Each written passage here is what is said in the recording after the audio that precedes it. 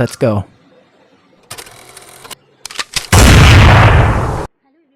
Welcome back to my channel piles makeover. আজকে piles মেকওভারে তোমাদের জন্য নিয়ে চলে এসেছি। সামনে আমাদের হোলি দোল উৎসব আসছে, তার জন্য একটা মেকআপ ভিডিও করবো। চলো বেশি কথা বলবো না, আর আমার চ্যানেলটা ভালো লাগলে অবশ্যই একটা লাইক করে দেবেন আর সাবস্ক্রাইব করে পাশে রাখবেন। তাহলে চলো বেশি কথা না বলে ভিডিওটা স্টার্ট করা যাক। এখন আমি ব্যবহার করছি টোনারটা খুবই ভালো। আর তারপরে আমি ব্যবহার করছি ওয়াটার জেল ময়শ্চারাইজারটা হচ্ছে অ্যাকোয়া ব্লাস্টের। এখন আমাদের যেহেতু গরম পড়ে গেছে, দোল মানে প্রায় গরমই পড়ে যায়, তাই জন্য ওয়াটার জেল ময়শ্চারাইজার ব্যবহার করা ভালো। আর তারপরে আমি এখন নিয়েছি হচ্ছে গ্রিপ প্রাইমার। এখন যে নতুন লঞ্চ করেছে রেকর্ডের গ্রিপ প্রাইমার, খুবই একটা ভালো প্রাইমার।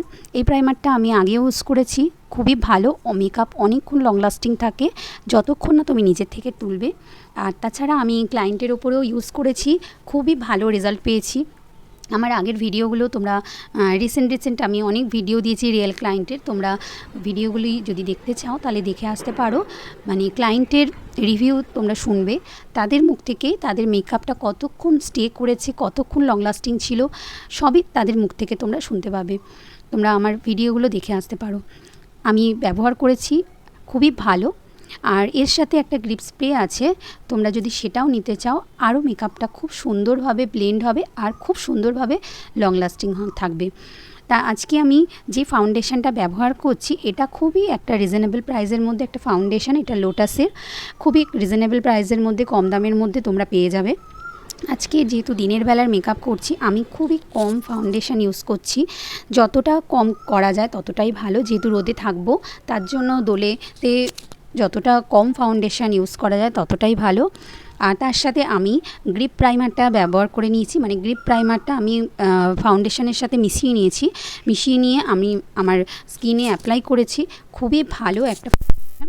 আর এর সাথে যে কোনো তোমরা যদি মনে করো যে খুব দামি ফাউন্ডেশন তোমরা নিতে পারছো না, কম দামি ফাউন্ডেশন ব্যবহার করছো, কিন্তু কম দামির মধ্যেও ফাউন্ডেশনটা দেখে নেবে, তার মধ্যে যেন কোয়ালিটি থাকে, একটু বেটার থাকে। একদম মানে খারাপ ফাউন্ডেশন ব্যবহার করবে না, তাতে তোমরা যে কিছু ওর সাথে মেশাও না কেন, ফাউন্ডেশন থেকেও তোমাদের স্কিনে অনেক কিছু এফেক্ট হতে পারে।